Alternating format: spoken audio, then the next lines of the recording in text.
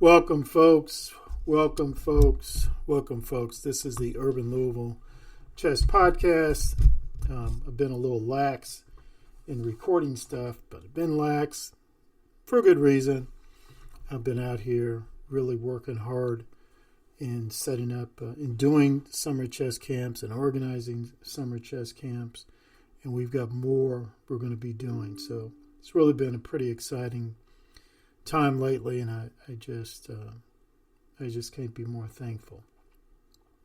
But here's one thing I want to talk about today. Actually, I'm going to do a whole series on this, and that is how to build a successful chess program. Now, I've been doing this, organizing tournaments and private lessons and chess clubs and chess programs, after school chess programs and before school chess programs since 2010.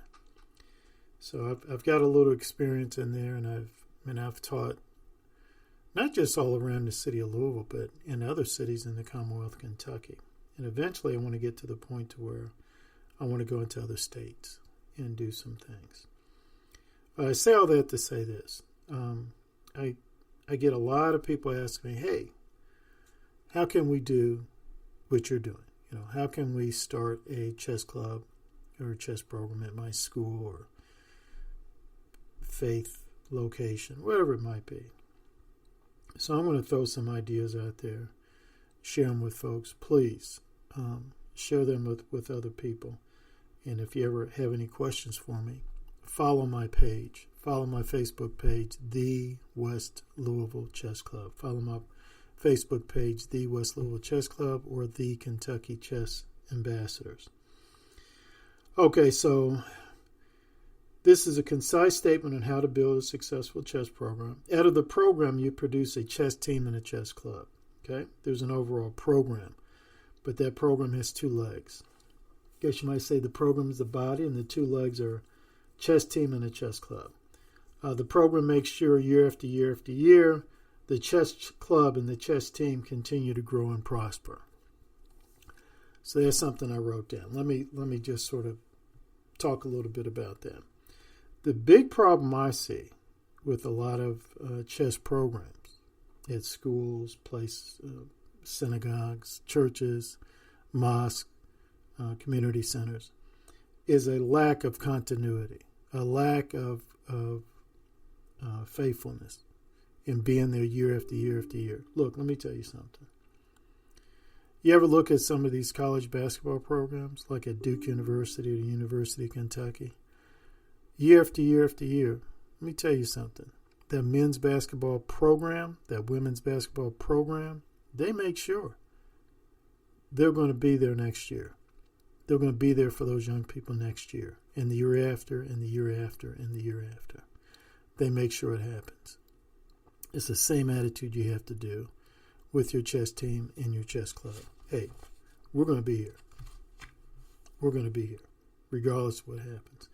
And that's very, very important that you take that attitude. You just pound that attitude into your head. All right? Now, so some people may say, well, what's the difference between the chess team and the chess club? The chess club is pretty much for casual players. Casual players and just casual players, guys and gals get together and they just play some chess. The chess team, those are the guys and gals who go to tournaments. They go to local tournaments, they go to state tournaments, they go to regionals, they go to nationals. So that's pretty much the difference. Again, the chess club, just casually get together here and there and just play some chess. It's fun, you're making friends, you're engaging good positive fellowship. Sometimes what I do is I will just dip into the budget and I'll say, hey, we're going to meet at Golden Corral. Golden Corral, some of you may or may not know, is a buffet. So I'll say, I'll cover the cost of your buffet dinner. We'll have a special section set aside, and the kids can eat as much as they want, as long as they want, as they play chess. Sometimes we'll go to like a local professional sports event. We'll go as a team. That's what the chess club does. The chess team, at the chess club meetings, the team may sort of go to the side and they'll engage in special training. All right, team may have some online places they can go to for more training. The chess coach makes sure that he has the chess team's tournament schedule organized. He knows how he or she knows how he's going to get them there, get them back, make sure everybody has United States Chess Federation memberships, things like that. So that's the difference between the chess team and the chess club. People in the chess club, they may not want to go to a national. Like, we're going to one in Atlanta next year. But the chess team, those kids, the chess team, they want to go. They want to go to a national. So they're gonna go to the nationals with us. All right. Let's go on to the next thing too here. Okay, your chess program should have two objectives: success and significance. How your program defines success is entirely up to you. No one can define success for another person. Significance is a different matter. A significant asks,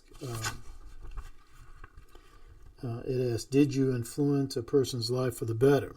And the only person who can say definitively is that other person.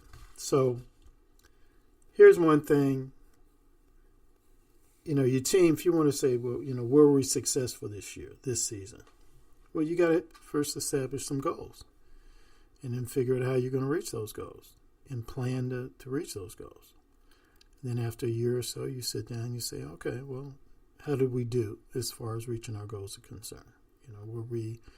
Did we reach them? What did we do right?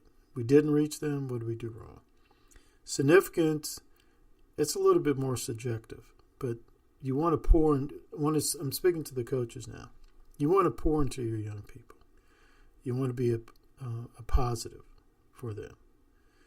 You're not going to be perfect, but you want to be positive. Help them. See, one player maybe has a little issue with confidence. See, another player maybe he has an issue with getting along with people.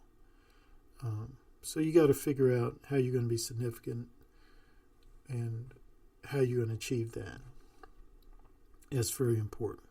All right. Here's some other things you need to do as far as the program is concerned. You need to have a paid coach, not a volunteer. That coach, male or female, needs to be paid. So that program needs to figure out, well, how are we going to generate the money to pay our coach? That coach needs to be paid. Free is a 4-letter word that I do not like, and I don't deal with it. You got to get paid. Football coaches at all levels, they get paid. Baseball coaches on all levels, they get paid. Basketball coaches on all levels, they get paid. How much they get paid, I don't know. How often they get paid, I don't know. Who pays them, I don't know. But for a chess program, you probably going to need a chess program director.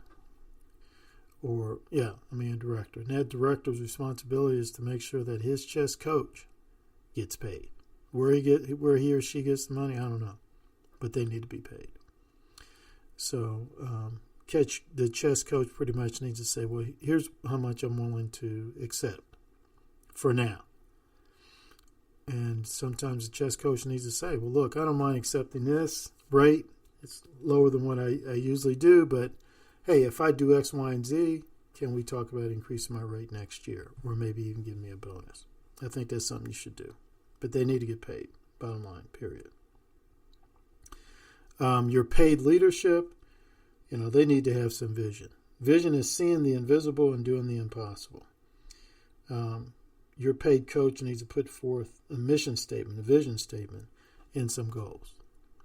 You're not to be coming together, once a week for how many weeks, how many months, and you're just sort of throwing boards on the table and you're just saying to the students, whether they're young people or adults, here, have at it. That's insulting. That's ridiculous. You need to have some goals. You need to have a mission statement, a vision statement.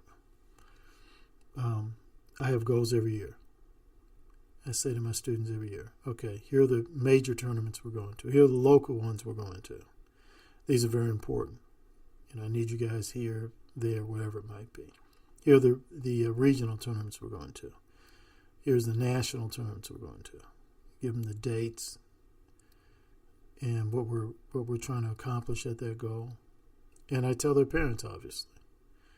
But got to have some goals. Got to have a vision. Our vision, the West Louisville Chess Club, is to be the most successful urban chess program in the Commonwealth of Kentucky. We also want to be an example to other urban chess programs.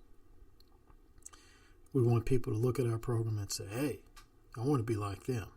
And then I want other urban chess programs or programs located in urban areas that feel so, I guess, inspired by us that they email us, call us, whatever, and say, hey, we want to know how you're able to do what you do. We want to replicate your success. And let me tell you, we'd be more than happy to share our knowledge with you. And if we had some extra resources to give you those resources, we're not about trying to control you, trying to control anybody. We have a person who has a chess program here in the city of Louisville. This knucklehead actually, he actually goes around and tries to create a monopoly. It's comical. I can't help but laugh about it. But we're the exact opposite. We're not colonialists. What we're about, we're saying, oh, you want to do a chess program? Here, how can we help you? What can we do to help you? I can't tell you the number of times I've given people sets. They're all excited they're going to do a chess program. I say, oh, great. Love to help you. Call upon me if you need a temporary teacher. Here's some sets, here's some score pads, that kind of stuff. You never hear from them again. But you have those where I have given them stuff and say, hey, here's the way to get started. Here's the way to roll.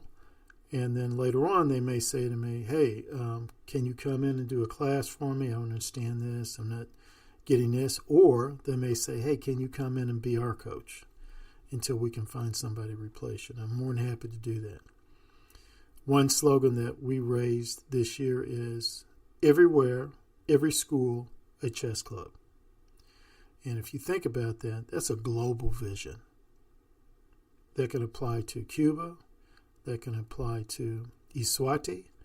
That can apply to Ghana. That can apply to England. That can apply to Canada. That can apply to Mexico. That can apply to France. That can apply to Chad, Senegal. Everywhere. Every school, a chess club. And so, that's global vision.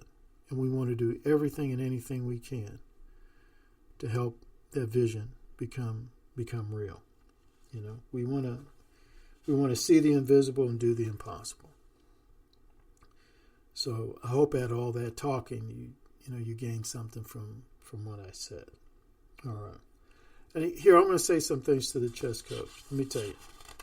I've actually had some people say to me, oh, your national ranking's not that high. Here's what I say. Never assume that if that a chess coach can only be somebody who has a high national ranking. That's absurd. They may know how to play chess well. Doesn't necessarily know they know how to teach chess. They know how to coach chess. My national ranking is true. I can point to you 2-3 people immediately who have higher national ranking than me. But where are they? Where are they? Are they with these young people like I am, day in and day out? Where are they? When I remember several years back, I was teaching chess at a school, an independent school, and one of the students was in the hospital, and I went to go visit her. I didn't have a high national ranking then, but it wasn't my national ranking that said to me, this is what a teacher is to do, this is what an instructor is to do, this is what a coach is to do. When one of your chess athletes might need a little encouragement, and that little encouragement might be nothing more than you just going to the hospital, say, how you doing, what's up, kid? Maybe nothing more, but watching them play basketball. At their best, they play basketball. Hey, I'm going to be at one of your games, and you show up. There's a lot more to being a good chess coach than having a high national ranking. A lot more. Okay? I'm going to stop there. There are other things I can say, there are other things I want to point out, but I've been talking for a while, about 15 minutes now. So please share this with other folks who are talking about starting a chess program or wanting to start a chess program at their school, place of worship, community center, or wherever it might be. Have them email me. I'll do anything I can do to help them get started. Because remember, my slogan is everywhere, every school, a chess club. It's a global vision. And if they just have some questions, how to recruit a coach, how do we train them, how to retain them, how much should we pay them, how do we get students, how do we recruit students, how do we retain students, just all sorts of things like that. This is Urban Louisville Chess Club. Hey, follow my Facebook page, the West Louisville Chess Club, or the Kentucky Chess Ambassadors.